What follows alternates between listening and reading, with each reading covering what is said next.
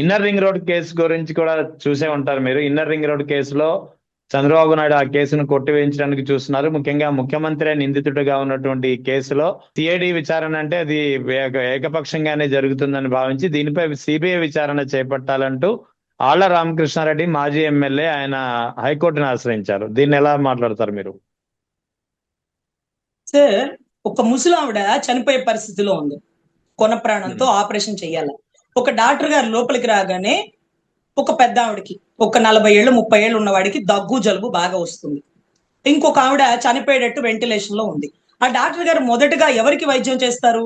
Array దగ్గు జలుబు చిన్నదైనయ్యా, అట్లా ఉండండి, ఏం కాదు, ఈవిడికి సర్జరీ చేశాక మీ దగ్గరకు వస్తానంటారు. అవునా కదా?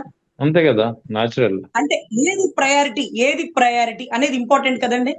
అవును సార్, పరకామణిలో $900 అలా ఇచ్చేసి ఇలా మార్పించుకోవడానికి ఛాన్స్ లేదండి. అది ఎక్స్చేంజ్ ద్వారానే వెళ్ళాలి. ఆ $900 దొంగతనం ఎవరు చేసినారు? ఈ ముఠా మొత్తం ఎక్కడ నుంచి నడుస్తుంది అంటే అతను ఎవరు, ఒక బీజేపీ అతను అనుకుంటా అండి. బీజేపీ అతను కళ్ళమ్మ నీళ్లు కూడా పెట్టుకొని భయపడిపోయిన పరిస్థితి మనం లైవ్ లో చూసినాం కదా. అతను ఎవరో ఒక టీటీడీ బోర్డు నెంబర్ అండి, నాకు గుర్తులేదు. సో అంత కీలకమైన కేసులో సతీష్ అనేటటువంటి ఒక నిజాయితీ గల బిడ్డ, ఒక నిజాయితీ గల అధికారి తప్పుని ప్రశ్నిస్తూ కేసు నమోదు చేసి సిఐడి ఇన్వెస్టిగేషన్ కి వెళుతుండగా A1 కంపార్ట్మెంట్ లో చనిపోయిన ఆ బిడ్డ ఎందుకు చనిపోయాడు, ఎవరు చంపేశారు, ఏ కారణాలతో చంపేశారు, ఏ నిజాల్ని కప్పెడదాం అనుకున్నారు, స్వామి సొమ్ము దేశాలు దాటిపోతుందా, చేతులు మారిపోతుందా, కనుక్కోండి సార్. అది మా కష్టార్జితం సార్. మేము దోసుళ్ళు పట్టి మీకు చెప్తున్నాం కదా సార్, దోసుళ్ళు పట్టి ఎదురు నడుస్తాం సార్. ఎందులో జోలు కట్టుకొని దోసులు పట్టుకున్నప్పుడు కాళ్ళు అంటుకుపోతుంటాయి సార్. ఏదో ఒక తల్లి, ఏ ధర్మదేవత అంటే మా దైవాన్ని, మా హిందూ ధర్మాన్ని నమ్మినావా, ఆ బిందుతో నీళ్లు పోస్తే కాళ్ళు చల్లగా అయిపోతుంటాయి సార్. అమ్మయ్య అనుకుంటాం. అట్లా ముడుపు కట్టుకున్న డబ్బుల్ని తీసుకొచ్చి హుండీలో వేస్తుంటే మేము అసలు దేశ విదేశాల్లో చలికి గడ్డగట్టుకుపోయి కుటుంబ సభ్యులకి దూరంగా ఉంటూ కూడా అక్కడి నుంచి కూడా డబ్బు మూట కట్టుకొని వచ్చి స్వామి కుండీలో వేస్తున్నటువంటి నిజాయితీ గల హైందవ భక్తులు సార్. ఆ సొమ్ముని ఎలా దారి మళ్లిస్తున్నారు, ఎలా చేతులు మారిపోతున్నాయి, ఎలా కొట్టేస్తున్నారు, ఎవరు కొట్టేయమంటున్నారు, ఇది కదా కనుక్కోవాలి సార్. ఇది కదా కనుక్కోవాలా. ఇన్నర్ రింగ్ రోడ్ అలైన్మెంట్ ఇటెందుకు తిరిగింది, అటెందుకు తిరిగింది, ఇది తిరగడం వల్ల ఎవరి భూములకి రేట్లు వచ్చినాయి, ఆ భూముల్లో ఏ పాల వ్యవస్థ, ఏ పాల సంస్థలు ఉన్నాయి, ఇవి ఎంక్వైరీ జరుగుతుంటాయి సార్. కొంపలు మునిగిపోయే కంగారేం లేదు, జరగనివ్వండి. దానికి ఇప్పటికిప్పుడు క్లీన్ చిట్ ఇచ్చేసుకొని మనం బయటకు వచ్చేయాలి అనే తాపత్రయం మీకుందే. అమరావతి ఆడబిడ్డల మీద ఎన్ని కేసులు నమోదైనవి, ఎంతమంది దేశాలు దాటలేకుండా పాస్పోర్ట్ల మీద స్టాంప్ వేసి పక్కన పడేసినారు, వాళ్ళని పట్టించుకోరు. అరే అసలు దారుణం ఏంటంటే సార్, ఈ కేసులో ఆళ్ల రామకృష్ణారెడ్డి గారు చేసిన పని, గతంలో వైవి సుబ్బారెడ్డి గారు చేసిన పని, ఈ రెండు చూడండి. మేము సిట్ నమ్మం, సిఐడి నమ్మం, మేము సిబిఐని నమ్ముతాం అంటూ సిబిఐకి పంపించినారు. అదే వైవి సుబ్బారెడ్డి గారు గనక సిబిఐకి పంపించకపోతే లడ్డూ కల్తీ గురించి ఈ పాటికి పంది కొవ్వు, ఆవు కొవ్వు, చేప కొవ్వు, ఇంకొక కుక్క కొవ్వు, ఇంకొక నక్క కొవ్వు అని కూడా రాసిద్దురు. ఎందుకంటే యానిమల్ ఫ్యాక్ట్ అన్నారు కానీ ఏ యానిమల్ లో చెప్పలేదు కదా. వాళ్ళ కన్వీనెంట్ గా అప్పుడు ఇంకా కొత్త యానిమల్స్ కూడా క్రియేట్ చేసేద్దరు. సిబిఐ ఉండబట్టి కర్ర విరిగి చేతిలో పడిన పరిస్థితి అయింది సార్ వాళ్ళకి. ఇప్పుడు కూడా క్లీన్ చిట్ ఇచ్చేస్తుంది సిఐడి. ఎవరు సిఐడి? రాష్ట్రం నిర్ణయించినటువంటి పోలీస్ శాఖలో కొంతమందిని సిఐడిలో కూర్చోబెట్టారు. సో ఇలాంటి కేసే సార్ గతంలో చెన్నైలో జరిగినటువంటి కేసుల్లో అక్కడ సీఎం గారు, అక్కడ సీఎం లేడీ ఉన్నారు కదా, ఆవిడ పేరేంటండి? జయలలిత గారు. కరెక్ట్, జయలలిత. అమ్మ అని అలవాటు సార్, అమ్మ అంటారు కదా. సో అమ్మకి సంబంధించినటువంటి కేసులో, జయలలిత అమ్మ కేసులో, ఆ కేసుల్ని ఆవిడ ముద్దాయిగా ఉన్నప్పుడు అక్కడ ఉండేటటువంటి విచారణ సంస్థ పక్క రాష్ట్రాలకి బదిలీ చేసినారు సార్. ఎందుకంటే ఆవిడ కేసులు ఆవిడ ప్రభావితం చేస్తారు.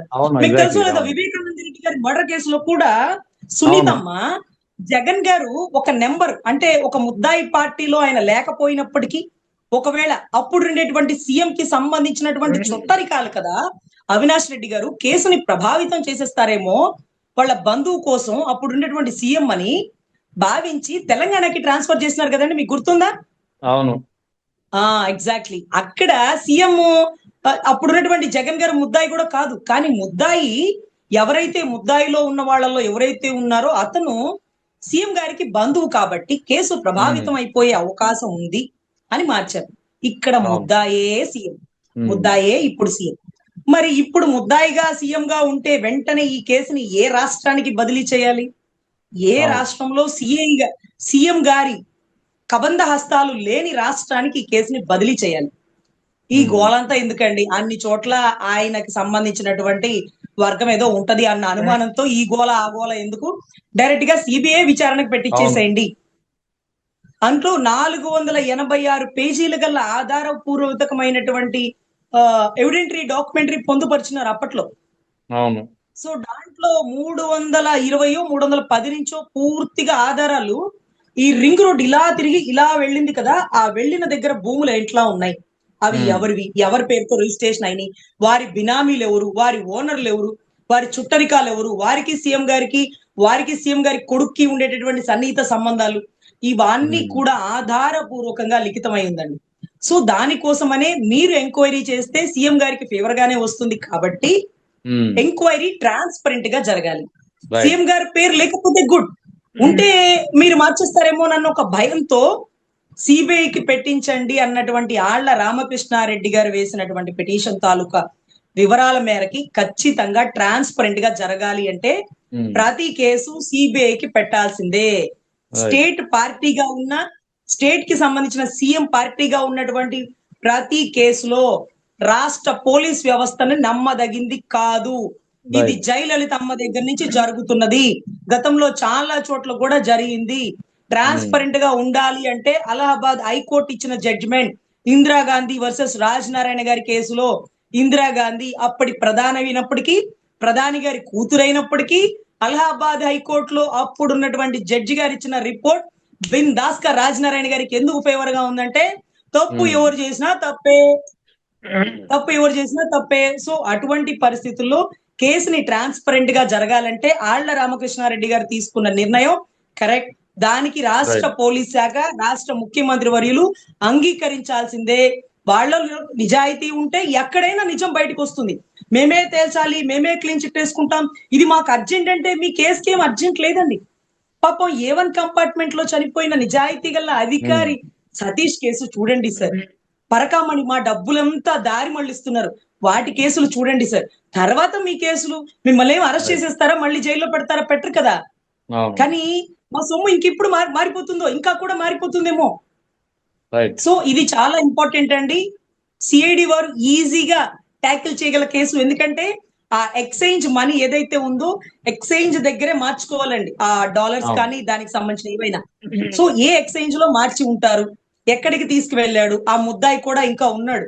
ఆ ముద్దాయి ఉన్నప్పుడన్నా కొంత వివరాలు సేకరించి మాకు భక్తులకు ఏదో కొంత ఊరటన్నా కలిగించండి సార్. కేసుని అటకబెట్టి మూటగట్టి అటక మీద పడేసి ఈ రోజు మీ కేసులు కడిగేసుకోవాలన్న తాపత్రయం చాలా అత్యుచ్చనంగా ఉన్నది అన్న విషయం అందరికీ అర్థమవుతుంది. ఎనీవే సిబిఐ కరెక్ట్ అని నేనైతే నమ్ముతున్నాను సార్. Right madam. ఇక